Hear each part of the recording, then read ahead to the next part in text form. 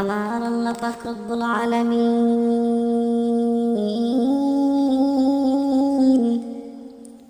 আমার নবীকে কোনো জাতির জন্য, কোনো গোষ্ঠীর জন্য পাঠান নাই।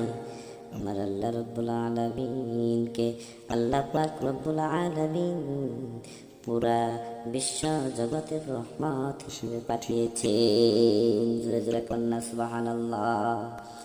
আল্লাহ পাক রব্বুল আলামিন